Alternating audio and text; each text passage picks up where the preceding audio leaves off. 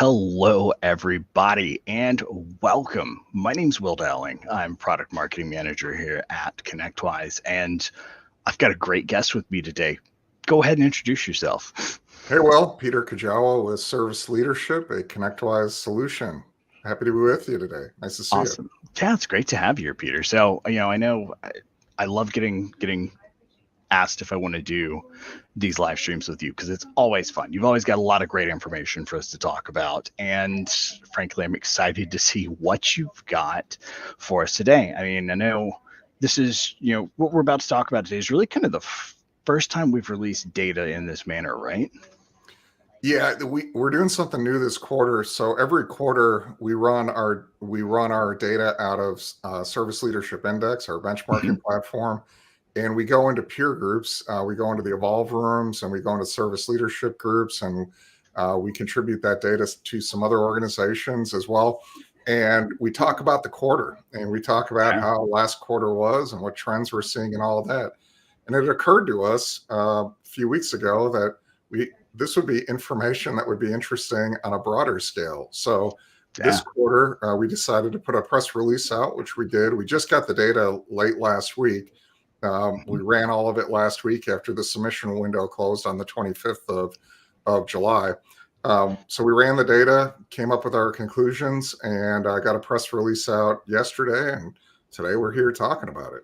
Awesome. I love it. New. Brand new. That's what I love to hear. I love brand new stuff, right? So let's kind of dig into it. Let's talk through what exactly we're going to be covering today, man. Sure. So as I mentioned, this is coming straight out of Service Leadership Index, aka Service Leadership Benchmarking. So the data that we're going to look at was supplied by partners over the first few weeks of July after they closed out their Q2. So this data is really, really fresh. For those of you who aren't familiar with service leadership, we benchmark the IT industry's financial performance every quarter.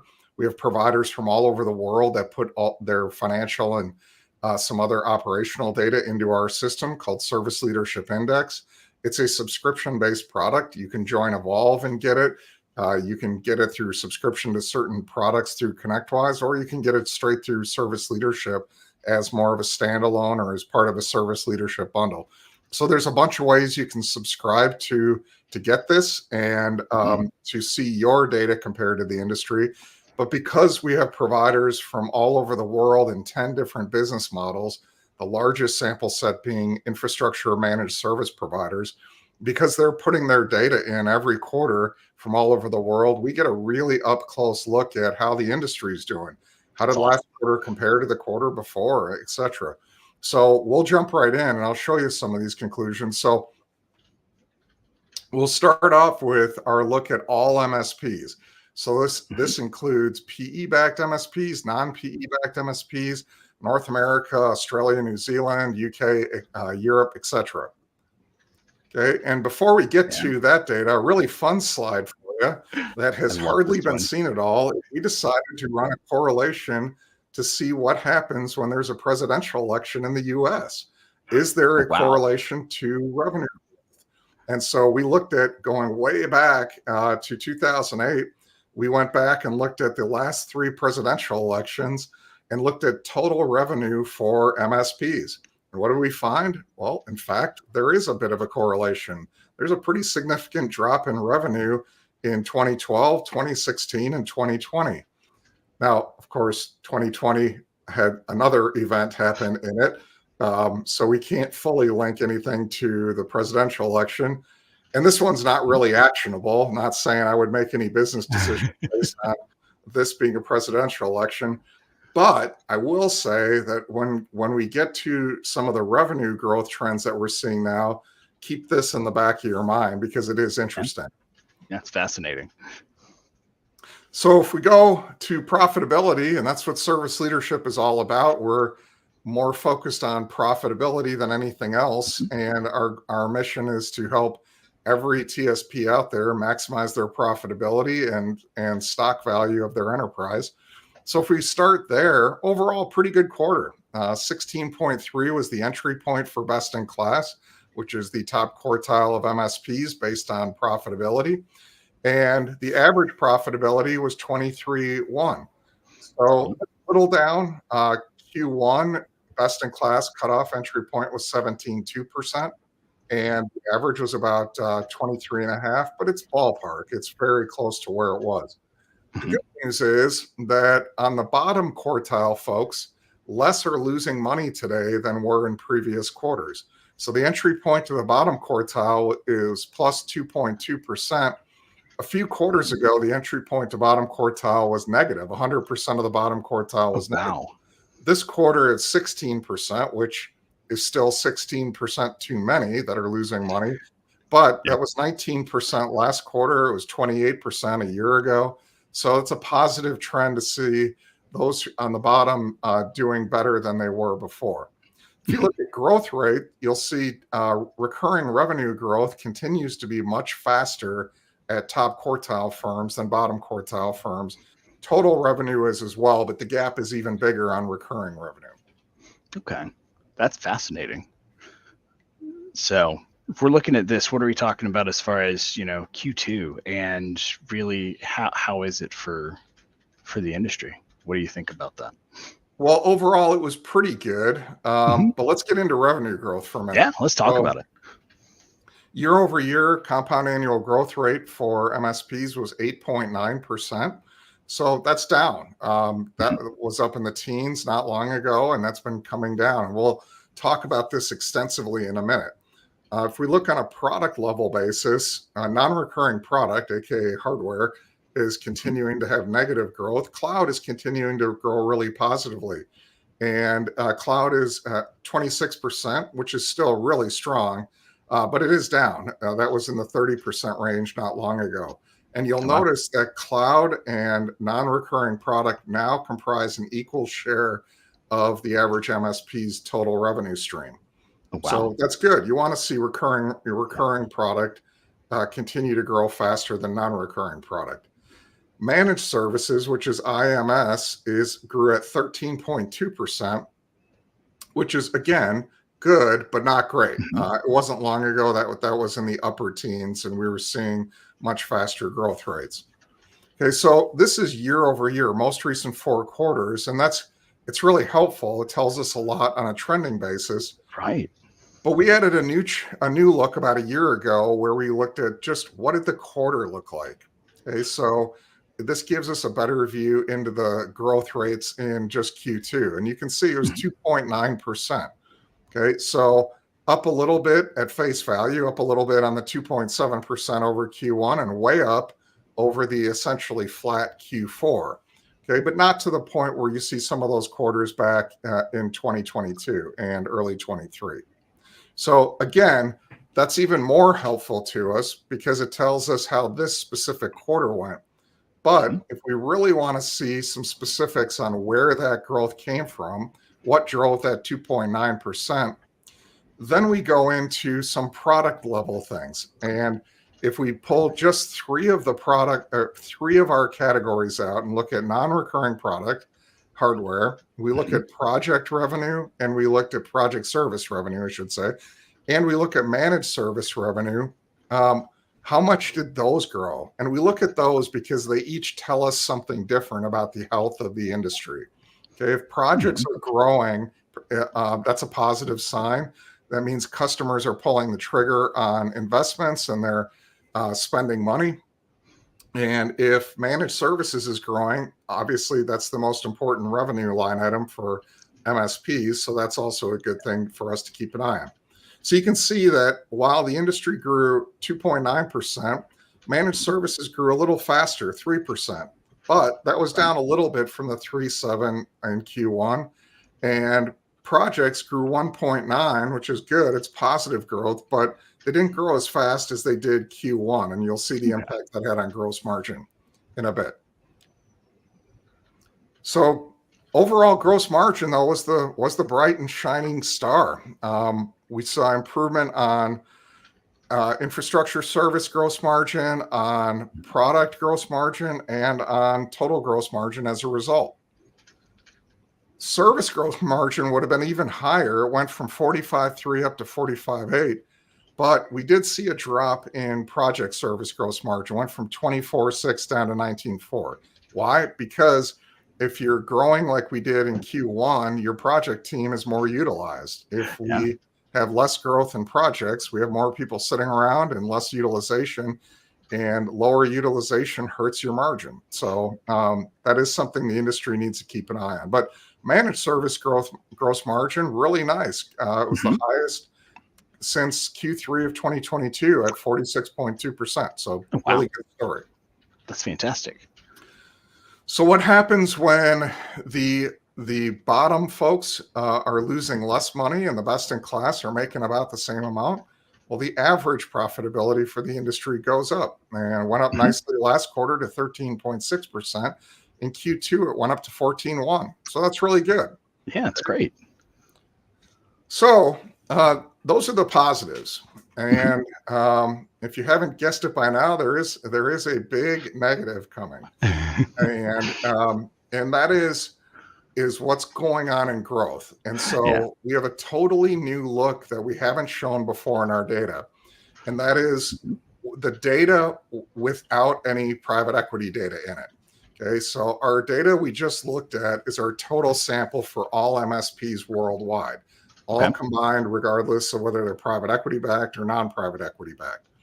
We really wanted to get our arms around what's going on with organic growth for MSPs. So Hmm. we played around a bunch of several weeks ago, and what we ended up doing is running a data set that doesn't include private equity in it. So these are strictly more of the standalone, traditional, mostly privately held Hmm. MSPs. And we wanted to look at just what are they doing without private equity. Why? Right. Because the private equity growth numbers contain a lot of growth from acquisitions. If I go out and I do an acquisition, I bolt that business into mine, and the next quarter I report, my revenue is going to be way higher because I just Yeah. bought a company and added them in. Okay, so that doesn't Yeah. help us with organic growth. So we wanted to pull that out. So we looked at MSPs without private equity from a comparison sample. And what did we come up with? Well, year over year growth is not 8.9%, it's 6.8%. Okay, Okay. so growth is much lower. Managed services is not 10.8, it's not 13%, it's 10.8%. Okay, recurring product was pretty similar, so that's good. But overall, lower numbers. Right. Okay. When we look on a quarterly basis, you can see that the quarter dropped quite a bit. We actually went down to 2.3 last quarter and down to 1.8% growth this quarter. 1.8 is pretty low. Yeah. And so we wanted to see again that same comparison. So what did we see? Well, first of all, we saw product, non-recurring product was up slightly. It wasn't way up. So our boom in non-recurring product came primarily from our private equity folks. Project revenue Interesting. was Okay. similar. Really, really Mhm. great quarter for projects last quarter, 5.5% growth, 1.9% growth this quarter. So still grew quarter over quarter, but not as much. Right. Okay. And 2.1% growth in managed services, not 3. And last quarter was not 3.7, it was 3.1. So when you pull out the PE acquisition fuel data, the numbers Mhm. change quite a bit. Yeah, absolutely. That's wild, Peter. So, just real So, quick, yeah, go ahead. I just want to, for everyone who's watching, if you guys have questions, comments, please post them. Like, we would love to interact with you. If you have reactions, if you're surprised about some of these, like I am, like, feel free to use the reactions to give us that information. We would love to be able to interact with you. So, what are we looking at now, Peter? This is, and it looks Well, like so this is another, the same chart I just showed, yeah. but if you look at the managed service revenue growth Hmm. along the bottom, you'll see 3.7, 3.3, 1.3, 3.2, 2.1, 3.1, 2.1. You see these up and down numbers, but it's hard to get an idea of what is this really telling me on a long-term trending basis. What Right. what do I make of this over time? So there's another brand new chart that we ran, and what this shows is most recent 4 quarters over most recent 4 quarters for just managed service revenue growth and only for non-PE backed MSPs. Okay, so in other words, if we go back to the chart I showed you earlier, this chart, you'll see managed service growth rate year over year. So most recent 4 quarters over most recent 4 quarters was 10.8%. So if we go back here on the bottom right-hand corner, you'll see that it's 10.8%. Okay, so if we looked at that most recent 4 quarters over most recent 4 quarter view, every single quarter, if we pulled that chart up from last quarter and the quarter before, etc., Right. the numbers on the bottom are what you'd see. Okay, so what does this tell you? This goes back to 2018. What it tells you is that historically, if you go way back even past 2018, our growth rate as an industry was plus or minus 2% of 12%. So somewhere in that 10 to 14% range. Okay, 14 on a high end would be a good year, 10 would be a low year. And we saw that pattern over time really consistently. But then in Q2 of 21, you see the pickup. Okay, well, that's a most recent 4 quarter look. So Q2 of 21 goes back to Q3 of 2020. In other words, the second half of COVID year when everything started to go crazy. Okay, so you can see starting based on the middle of COVID year on, this huge bump, and then we can see it coming back down the last 3 or 4 quarters. So why was there a huge bump? Well, a few things. Number one is inflation. Inflation allowed tremendous price increases to happen, and we saw a lot of MSPs doing price increases that were much larger than their historical norms. So that's definitely part of it. The second, though, I think probably most significant was that at the beginning of COVID, companies really realized with work from home and hybrid, all the security issues that brought to the table, that they needed to outsource. So a lot of companies that historically had not outsourced started to outsource. And so we saw tremendous new logo acquisition going back to the beginning of COVID. We just saw this great period of growth. Okay, and that sugar high, if you want to call it that, it has come to an end. So the last 3-4 quarters, we've been hearing a lot of anecdotal feedback and about it being tougher out there, and it's harder to land new customers, and my customers don't seem to be growing as much. What do you see in the data? Well, what we see in the data is that's true. That it appears that the industry's gone back to a more historical norm. Yeah, absolutely. Like that's fascinating. The fact that, you know, we can actually see the retraction there and people going, hey, we're going to bring a lot of this back in the house. Now, I do see we have a comment here. Looks like Joseph's asking, hey, before you guys close today, give us some suggested corrections, you know, to make before the end of the year. So if we can do that, I think that'd be great to be able to close. So we appreciate that feedback. Yeah, I love it. I love it. There's definitely some practical takeaways. Awesome. I love that. So what's next, Peter? This is exciting. All right. So this is a combined sample. So one of the questions we've already received is this happening everywhere? Is this just a US phenomenon?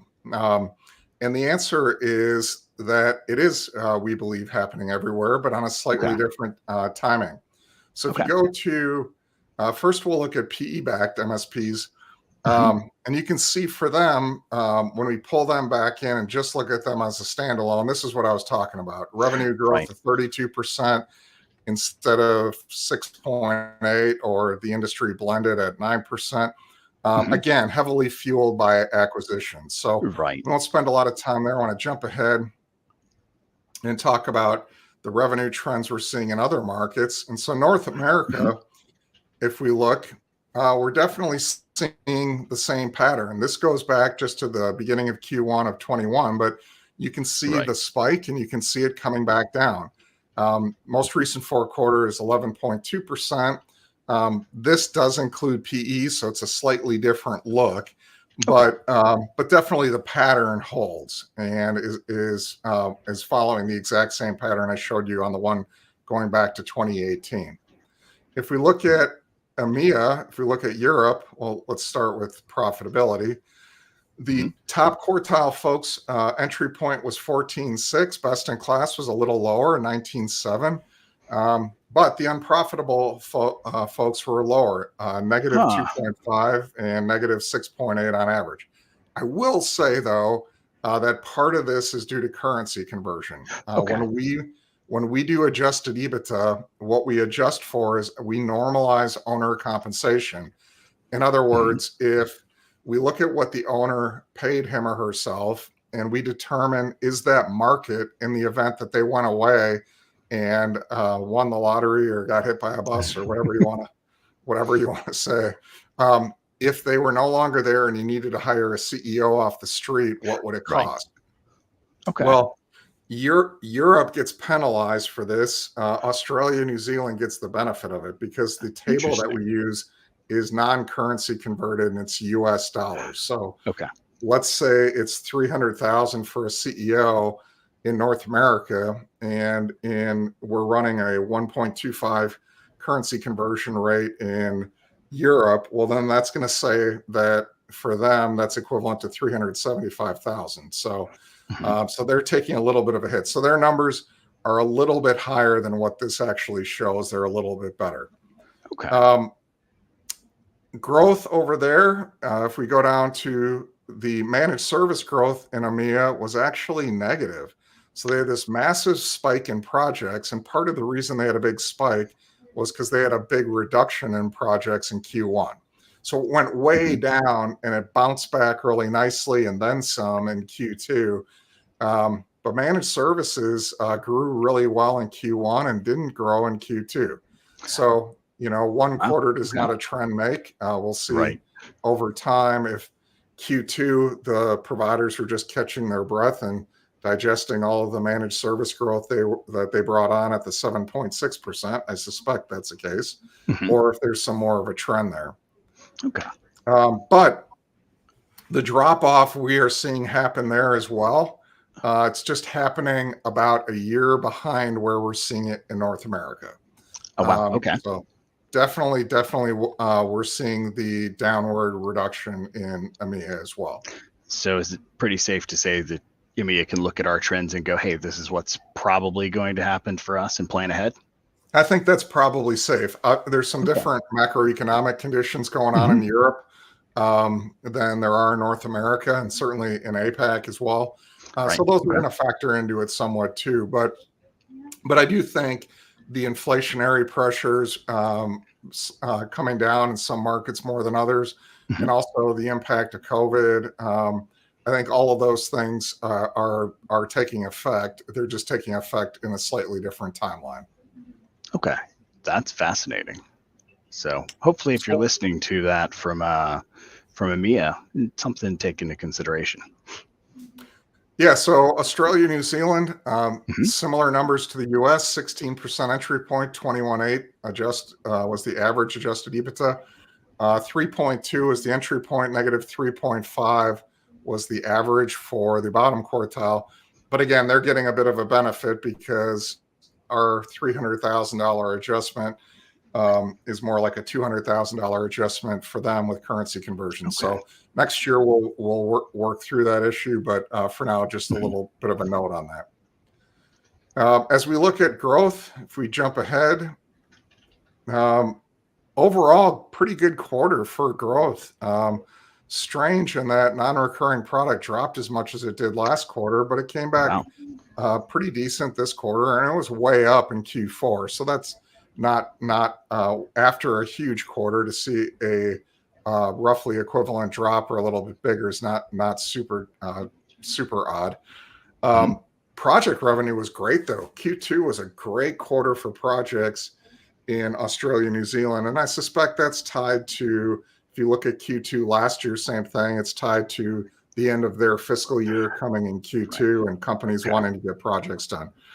More importantly is managed services. You'll see managed service growth was okay, but it was under Q1 and it was way under Q4 and Q3 and Q2 last year. So if we look at it on a trending basis, we are We are in the early stages of what we think will be the same trend that we are seeing in the other markets. Okay. Typically, most of the things we see in the Australia, New Zealand market are about 1 to 2 years behind what we see in North America. So not 100% of the time, but most of the Right. time, Australia, New Zealand goes the way of North America in terms of operational maturity level, in terms of profitability and growth. But it takes about a year or two to get there. That is fascinating. That's a new fact that I've learned today. I love that. So the question that was asked is a great Mhm. one. What should I Yeah. do to be prepared for this? Right. Hmm. Um, Yeah, let's talk through that. so the suggested corrections I'd be looking at, number one is the sky is not falling. We are returning to historical norms of growth. And during those periods of time, uh, companies were growing well. The high OML and top quartile folks were growing even better, and they were very profitable. So, what my advice is number one, I'd be carefully looking at my sales and marketing and making sure that I'm investing appropriately in sales and marketing. Best in class currently is spending about 13.2% of gross margin on sales and marketing. Hmm. I'd make sure, if anything, I'd make sure that I'm upping my investment in my marketing before I up my investment in sales. Why? Because salespeople are expensive, they're hard to find, and you want to make sure that you're maximizing their productivity with really effective lead generation. Yeah. Number two is I'd be going back to basics. I'd be going in. Service leadership has products Sleek, SLIQ, that Hmm. measures operational maturity level and provides recommendations for improvement. I'd be going back into my Sleek subscription and really looking carefully at what are the things that we need to be focused on each quarter Yeah. for business improvement. How do we drive better gross margin? How do we drive better efficiency, better quality of service delivery to our Mhm. clients so that we're not only driving better gross margin, but our attrition rate is going down. If new customer acquisition is getting tougher, it's even more important that you hang on to your existing clients. And we Absolutely. talked a lot about that in our annual report that came out in June about the correlation on net promoter score and Mhm. profitability. But wow, if growth is tougher, I better be doing an even better job of delivering great services so my clients are staying with me. And then Absolutely. price increases. I'd still be doing whatever I can for price increases and continuing to Mhm. grow through that. But be ready. There's a lot of best practices with having cash, parking some cash in your balance sheet, and doing other things to get ready in the event that there is a greater downturn. That's all great advice, Peter. Like that's, I think, things that we can, just very much say, hey, prepare for the worst, expect the best, right? Like it's one of those things where we want to make sure that we are keeping that cash just in case the trend does continue like we've seen it. What else, what other advice do you have? What other fun statistics do you have? Don't panic. It's not a It's a good one. statistic, but my advice again is we're not going to negative growth rate. We're not managed services is not Hmm. disappearing as a viable business model or anything. The point is, um, we've had a really heady 3 years, Yeah. and we had 3.5, 4 years. We've had the 2020 through 2023 were the best years we've ever seen on record for the industry. Hmm. And so everybody should have been doing well during that. Not everybody was, but it's getting tougher, and it's already probably started to hit you. So just be revisiting that. I'd also be looking at it's already August.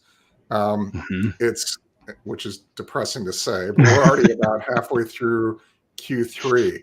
Yeah. Um, if you're thinking of making some expense reductions in your business, if you've got an employee that you're thinking is not getting it done or those kind of things, don't wait.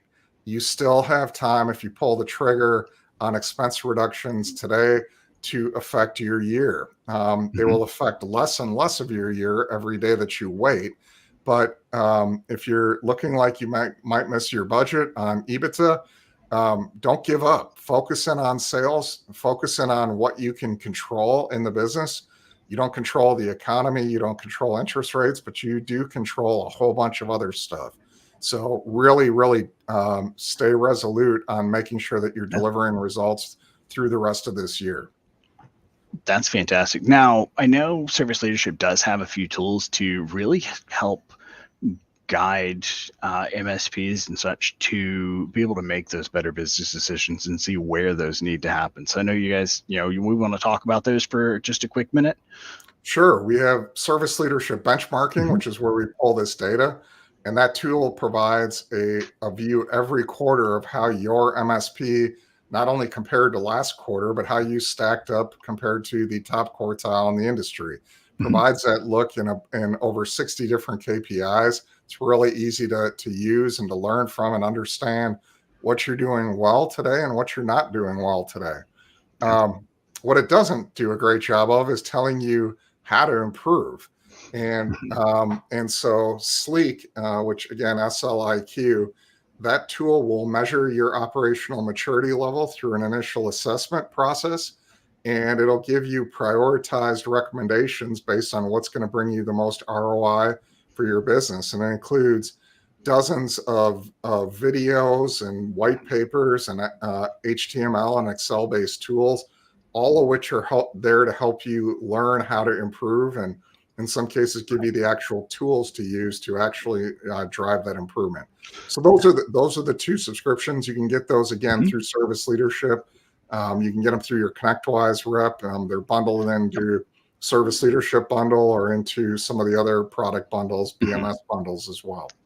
Yeah, absolutely. And I love what you guys are doing, especially with Sleek. It's kind of like that roadmap to success for a business, especially if you're at that point where you're like, all right, we want to grow. We don't exactly know what we need to do. This is a great place to start. I mean, I know we also have like the budgeting tool as well, and budget season is coming. So Yeah. that's It's a good one. Yeah, the budget, creating an effective budget is one of the Mhm. most important business disciplines that Yeah. anybody running a business can do, and it's especially important in our industry. And yes, we've built a brand new budget pro forma tool right into our benchmarking platform. So Mhm. because we have your historical data in the tool, it'll pull from your historical data and make recommendations on what you should be budgeting.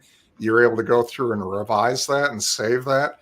And starting tomorrow, we will be launching a dashboard to report on how you're doing compared to your budget. That's awesome. And It's I mean, really, really neat. yeah, that's super cool, especially with like the trends we're seeing right now, where we're getting back to, I guess, what you would call more normal after the years of crazy growth we've seen. Getting that budget down pat, I feel like is probably one of the most important things you can start with, right? Yeah, that's right. Yeah, again, budgeting is where it starts. Hmm. That how do you know what your destination is if you haven't set it? So you really need to tie in. You need to understand what you're trying to do with the business long term Yeah, through a value creation strategy, and we help with that within Sleek. But every year, then you've got to figure out what are we going to do this year and what's going to challenge us but be attainable. And we talk hmm, about double A budgeting, aggressive but attainable budgeting. that's awesome. Well, Peter, this has been fantastic information. It's actually given me a lot to go on and to think about as well. And I'm, in our industry. So this is great. Like this is, I think everyone who watches this, hopefully you got something amazing out of this today and it gave you food to think about. If you want to dive in deeper, there's definitely links in the comments. So feel free to explore those. We would love to see you there. Anything else you want to close with, Peter? Uh, that we haven't covered well. No, Yeah. just take advantage of the content that's available to you. If you are in Australia, and I know we have a bunch of or New Zealand, I know we have a Mhm. bunch of our friends there watching this. There's still time to register for IT Yes. Nation Sydney. That's going to be an amazing event. And those of you who are in North America, especially, but really all over the world, a Mhm. blink of an eye, it's going to be November, and we're going to be at IT Nation Connect in Orlando. And Absolutely. again, you can already start registering. There's already signups out there, so Yeah. take advantage of those. I've seen the agendas. for Sydney. I'm starting to see some of the agendas for IT Nation Connect, some of the topics, and it's going to be, both of those events are going to be awesome. Make sure you take advantage of the learning opportunity presented. Yeah, absolutely agree with you there. I mean, it's wild to think about the fact that IT Nation Connect Early Bird is already out there.